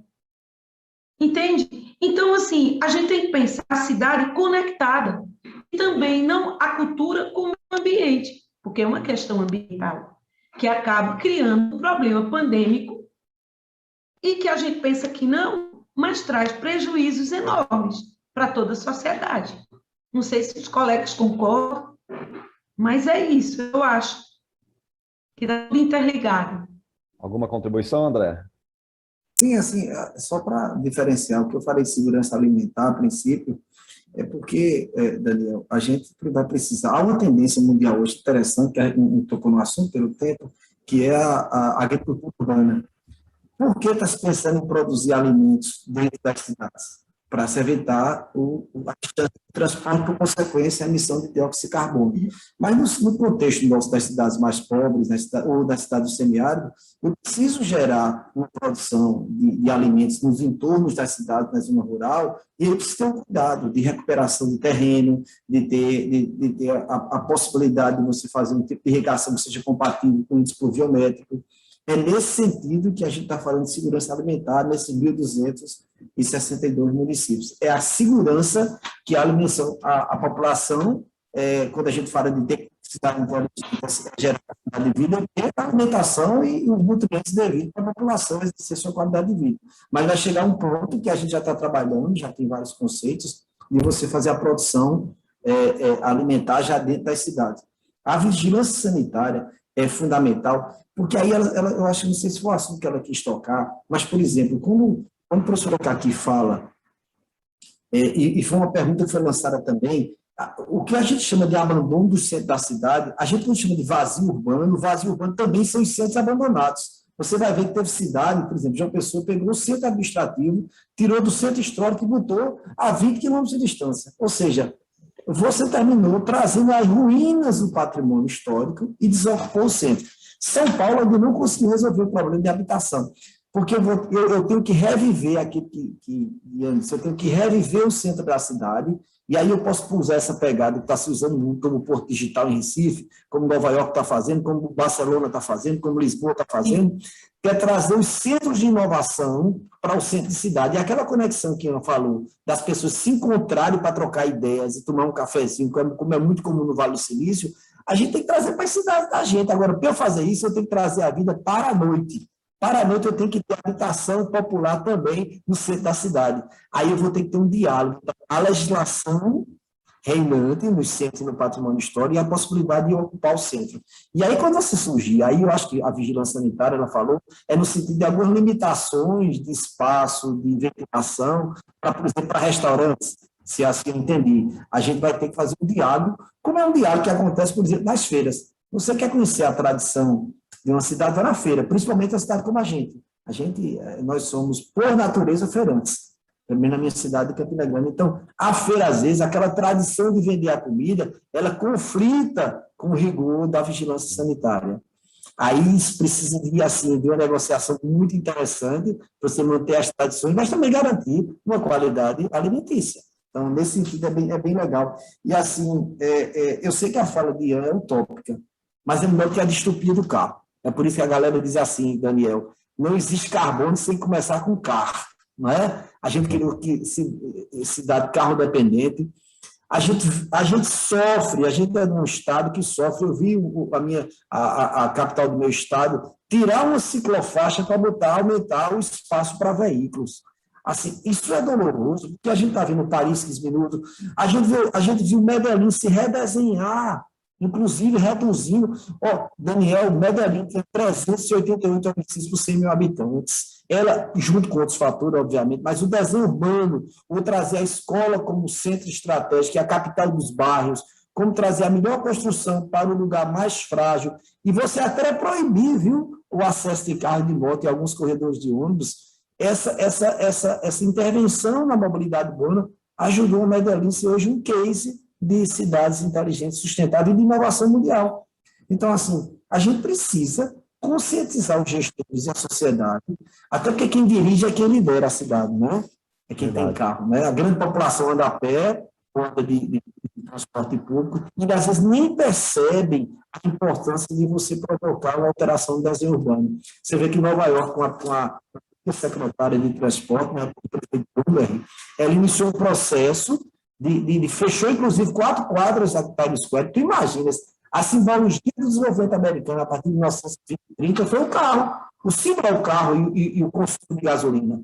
Isso a partir da crise do petróleo de 70. E agora, mais recentemente, as cidades americanas acordaram que aquele desenho para recepcionar e aumentar o espaço de carros está ultrapassado. Ele provocou, inclusive, uma epidemia de obesidade e diabetes no americano. As crianças americanas, um terço delas hoje são diabéticas ou obesas, porque elas não vão mais a pé para a escola, porque elas moram, principalmente classe média alta, e moram nos subúrbios, que tudo tem que fazer de carro. É mais ou menos como a gente morar nos Alphaville da vida, sem fazer crítica ao Alphaville. É você morar num bairro distante, aquilo que a crítica que Ian fez ao Minha Casa Minha Vida, que é um projeto fantástico, mas em alguns casos a gente pôs as pessoas no limite de um perímetro urbano, sem emprego, sem renda e sem infraestrutura social. Ou seja, a gente entregou de bandeja um bairro à milícia e aos traficantes. Exatamente. Entregamos nossa juventude. Então, isso que Ian defende com a militância e com a paixão, tem que inspirar os gestores e a gente, nós secretários, nós prefeitos, governador, presidente. A gente precisa redesenhar as cidades para assimilar esse novo contexto de mobilidade, de cidades inteligentes, e melhorar a vida das pessoas nas cidades. Ótimo. E assim, Ian, deixa eu só passar uma pergunta já para você já complementa já com duas ao mesmo tempo, só porque a gente já está caminhando para o encerramento do tempo. Que eu acho que a pergunta é bem direcionada para ti. Foi colocado assim: a solução para a retomada econômica não seria investir em pequenas cidades? Eu acho que foi bem direcionada para um dos pontos de observação sua. Daí fique à vontade, tanto para completar o que o André e a Alicia falaram, quanto para essa resposta. Sim, perfeito. Então, eu gostaria só de complementar ainda a primeira fala, a primeira pergunta, no caso, no 2 pontos. Primeiro, o da professora Auxília, que falou sobre o patrimônio, né?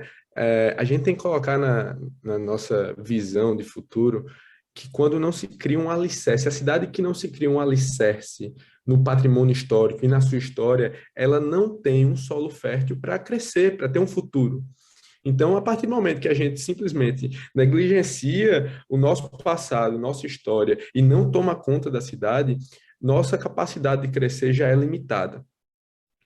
E o ponto que o André comentou sobre a mobilidade urbana, né, sobre, inclusive, um caso muito triste que está acontecendo em João Pessoa, de retirada de ciclovias para se aumentar faixas rolantes, etc. e tal, no final das contas, eu sou engenheiro. Então, assim como vocês, meus colegas, a gente não tem que responder só o porquê, a gente tem que responder como. Nossa pergunta principal é como. Então, a gente não justifica isso só com teoria, só com visões utópicas, como o próprio André colocou, que a questão da utopia a gente tem que visualizá-la, colocá-la em cima e tentar projetar para ela. Mas a gente responde o porquê, o como também, com os números. É um paradoxo a gente pensar que aumentando a capacidade viárias para carro, a gente resolve a mobilidade urbana, porque a gente está induzindo demanda. Induzir demanda para carro é impossível resolver, porque o espaço da cidade físico, o espaço físico é limitado. Então, a gente não tem como resolver indo por esse caminho.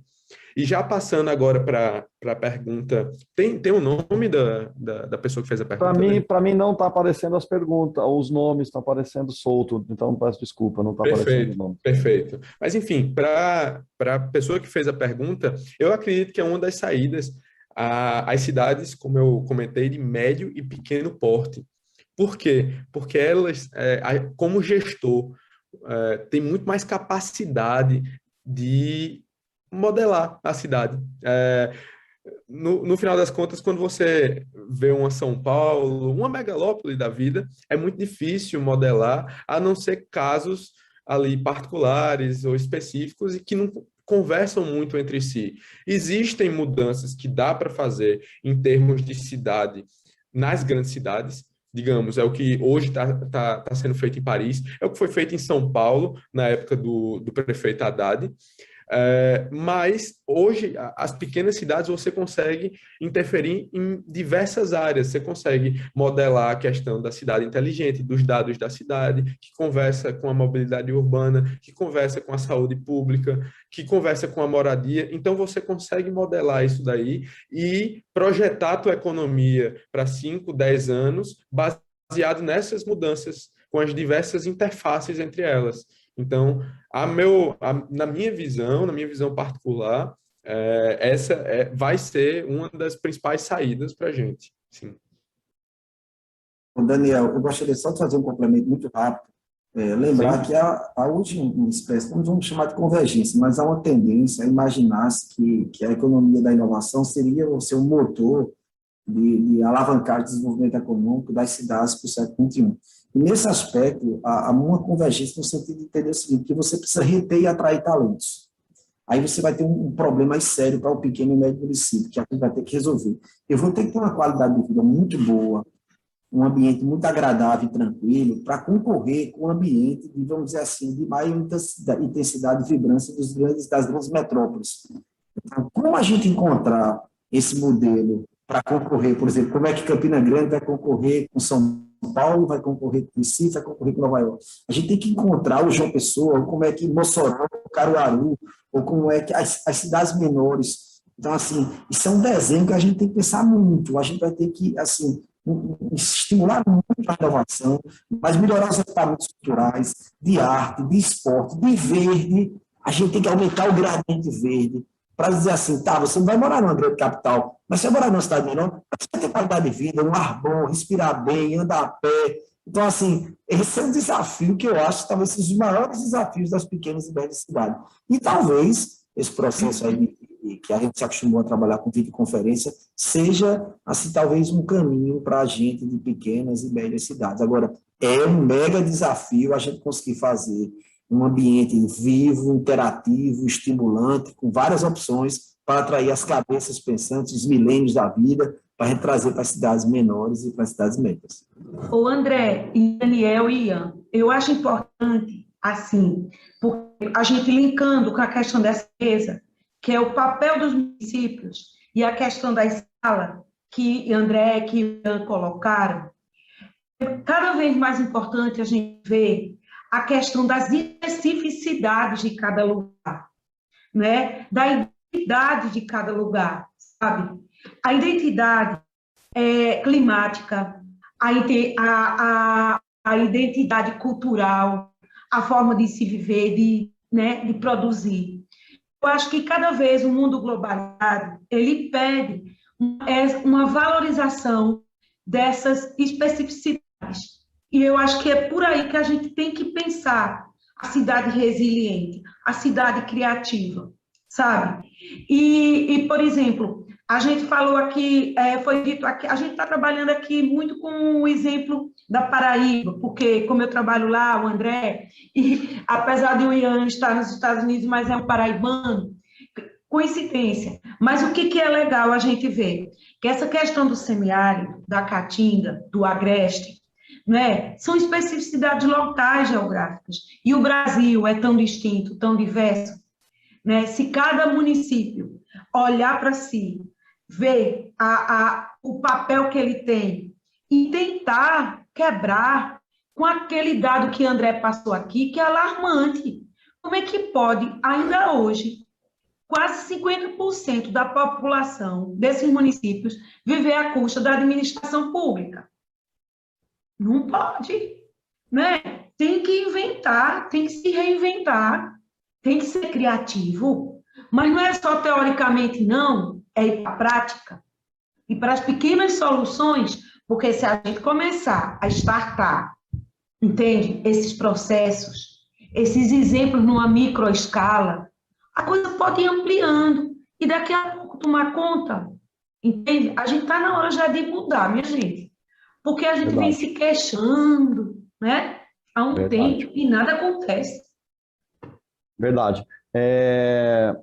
Tem mais algumas perguntas, infelizmente não vai dar tempo da gente responder todas, mas aqui tem uma pergunta exatamente parecida com isso que a Auxília falou, que é do meu Tocantins, né? Eu sou paulista, mas estou na cidade de Palmas do Tocantins, já tem 16 para 17 anos, já está fazendo, que é uma cidade considerada planejada, não sei o quanto os senhores conhecem da cidade em si, mas a pergunta vem, né? Se fosse para a cidade do Tocantins, a cidade de Palmas, deixa eu ler. A cidade de Palmas foi pensada com o enfoque na pessoa quando dentro das quadras, mas a interligação das vias foi pensada exclusivamente para veículos, ou seja, isolou as quadras sem que pensar no macro, pensando como um todo. Se você, aí eu vou emendar com uma outra pergunta aqui. Se você fosse dar um conselho para um prefeito, como melhor conselho, qual seria? Então, estou emendando aqui várias coisas, e aí, nesse conselho que vocês poderiam dar, eu já peço que já faça já um fechamento, um encerramento do nosso debate. Então, está aqui a coisa mais difícil, imaginando que você pode assoprar na orelha de um prefeito e ele vai atender, não só um conselho, imagine que ele assopra e vai te atender. É difícil, é difícil. Para ele? Daniel, assim, só para concluir, assim, o primeiro conselho que eu daria a ele é assim, tente andar a pé na sociedade. Tente andar a pé na sociedade. Isso é o maior conselho. E depois ande de bicicleta, e depois ande de ônibus. Aí, se é possível se locomover e como facilitar isso. A gente não tocou muito no assunto de outras cidades, mas assim, também queria deixar que assim, assim, até uma crença minha e uma coisa que eu vejo como um indicador de prosperidade grande. O Brasil, a gente entendeu, a gente não vai ser nenhuma potência militar nem política nunca para concorrer com a China, Estados Unidos, não vai, pelo menos nos próximos 100 anos, tá certo? Agora, novamente, nós temos uma oportunidade de ser uma potência. Que potência? Ambiental. E isso tem a ver com o quê? Com o bioma amazônico. Você já imaginou se a gente acelera os processos de ocupação, de uso de biodiversidade, de explorar a floresta em pé, de começar a trabalhar com crédito de carbono, de inovação, pegar ali aquela região toda da Amazônia. A Amazônia tem uma inteligência das universidades extremamente qualificada. Lembrar que nós temos lá a Zona Franca, que evoluiu muito, mas nunca dialogou com o bioma amazônico. Então, o mundo abriu uma oportunidade agora de a gente ser uma potência ambiental. Nós somos a maior biodiversidade do mundo. O que mais produz vida no mundo hoje é o Brasil. E todos sabem que o século XXI é o século das cidades, é da IA, mas é da biologia. Muitos dizem que o século XIX foi o século XIX foi da química, o século XX da física, o século XXI é da biologia. Então, as cidades, o potencial de crescimento da Amazônia, no bioma amazônico, junto com a inovação e a perspectiva de uma potência ambiental, é algo que a gente não pode descartar. Então, assim, abriu-se novamente uma chance de a gente ser potência. E espero que a gente saiba aproveitar. E aí a gente precisa convencer do governo federal ao governo estadual e dizer aos prefeitos: acabe com essa tese de cidade carro dependente. Se você quer qualidade de vida, prosperidade, atrair talento, gerar ciclos de crescimento, pense na cidade para fortalecer o transportativo, pedestre nessa ordem, pedestre, ciclista, transporte público, transporte de carga e, como eu disse, por último, carro. Quem está fazendo assim no mundo está dando certo. Berlim, Nova York, Medellín, Barcelona é um case para a gente. Então, assim, vamos ver os milhões que estão dando certo, não vamos olhar para quem está dando certo, gente. Essas pessoas viajam tanto para Miami, para Dubai, viajam para outros lugares. A elite da gente tem um vício de viajar para Miami e para Flórida e para Dubai. Viajem para outras cidades, entendam o que está acontecendo. E as cidades estão se reinventando para a gente construir um mundo melhor e um mundo mais próximo e um mundo que realmente trate do seu meio ambiente. Excelente, André. Que eu gostaria de contribuir, Ian, para já fazer um fechamento, mais ou menos dentro daquela pergunta, né, do qual seria o seu conselho, o único conselho, e que seria atendido. Pois é, o André acabou falando o que eu estava em mente. O meu conselho para o prefeito era: venda o carro, não é ande a pé não, venda o carro. E foi uma experiência que eu pude fazer. Tá bom que todo o ambiente proporcionou isso, vender o carro talvez seja um pouco radical demais, mas os últimos 6 meses que eu passei no Brasil, eu vendi o carro e disse: quero fazer tudo a pé, para sentir, não só saber qual é o problema, mas sentir como é meu comportamento frente ao problema. E hoje a gente tem cidades que são praticamente impossíveis de se viver sem carro, na grande maioria dos casos. E o que o André falou é muito interessante também, que a gente tem que trazer a nossa localidade, né? Porque, digamos, a questão do trabalho, de reter talento, hoje a gente está conseguindo superar isso exatamente com o que está acontecendo aqui agora. Videoconferência, todas as tecnologias que a gente tem de trabalhar remoto. Hoje eu tive uma reunião com uma empresa no Canadá, antes daqui, agora eu estou tendo uma reunião com vocês no Brasil, eu estou aqui nos Estados Unidos. Então, isso começou a ser muito mais fácil, essa barreira está sendo muito mais fácil, mas a questão da qualidade de vida depende ainda do lugar, do físico, de você conseguir sair lá fora, ter segurança para andar.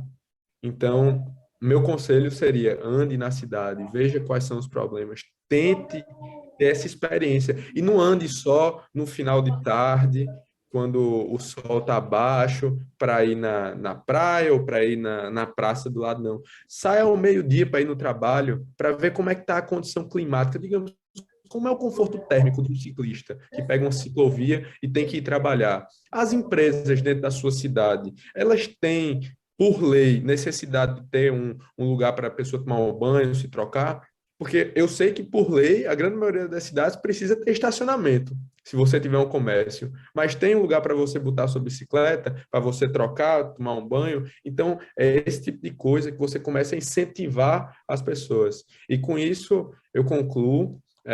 Gostaria de agradecer demais pelo convite, Daniel. Muito obrigado ao Confea também, professor André, professor Auxília. Foi um prazer inimensurável de estar aqui. Muito obrigado. Nós que agradecemos. Ian, por favor, Auxília, de 3 e 4 minutos, por favor. Para fechar, porque nosso tempo está acabando, eu diria para o prefeito o seguinte: prefeito, a cidade é para as pessoas. Cidade para os carros é um conceito antigo, não é, Ian? Que é especialista em transporte. Então, a cidade tem que ser para as pessoas. E outra coisa, entender que cultura não é saudosismo, cultura tem que ser encarado como política de planejamento urbano. O patrimônio tem que estar inserido dentro dessa discussão do plano diretor, da reutilização dos espaços e da integração para a busca de uma economia criativa, de uma cidade criativa. A cidade criativa, a cidade resiliente, é aquela que respeita a identidade cultural, as pessoas e utiliza os seus espaços, seus vazios urbanos, trazendo vida. Então, eu diria isso para ele. Muita coisa, né? Eu acho que ele, se ele fizesse pelo menos, tipo, 10%, eu ficaria feliz. Eu queria agradecer mais uma vez a oportunidade de estar aqui com os colegas engenheiros, tá certo? Trocando ideias, né? Discutindo, e dizer que eu estou à inteira disposição, sempre que vocês precisarem. Muito obrigada. E, com certeza, vou aperrear o Ian depois. Para ele dar umas palestras para a gente na UFCG, né, André? Também. Verdade, verdade. Inclusive, Auxília, você falou aí em público, eu ia falar no privado, aproveitar também, porque eu também sou professor da Universidade Federal do Tocantins, na área de pontes, e aí algumas considerações de infraestrutura urbana, eu acho que eu vou ter muito a gente a contribuir e fazer esse bate-papo. Vou fazer esse convite para o Ian, mas para todos aqui. E já de antemão agradeço novamente a colaboração, a participação, o diálogo. Acaba passando muito rápido essas 2 horas de bate-papo, mas o motivo, a ideia dessa SOEA Connect foi de poder trazer isso que a gente trouxe, né? Pessoas de locais distintos, com ideias inovadoras, com uma solução tecnológica, como nós estamos tendo aqui, de poder conversar à distância, de maneira segura, de maneira útil, de maneira funcional. Então, novamente, temos que agradecer a presença dos 3, fico muito feliz com a contribuição. Também tenho que agradecer também ao Confea pela organização, Joel Krieger, e também, obviamente, a organização local do CREA de Goiás, em nome do presidente Lamartine, que também não mediu esforços para poder montar uma estrutura que as pessoas não veem, mas que aqui no CREA de Goiás está pronta para poder atender e poder fazer o melhor. Sabemos que ainda tem muita coisa para evoluir nesse debate, mas a SOEA Connect, na sua primeira versão, já está demonstrando sucesso. A maior prova foi esse debate hoje aqui. Novamente, só tenho a agradecer, parabéns a todos, muito obrigado. E fica aqui um convite para um novo diálogo, um novo momento. Um grande abraço para vocês, fiquem com Deus. Obrigada. Boa tarde. Tchau, tchau. Boa tarde, obrigado.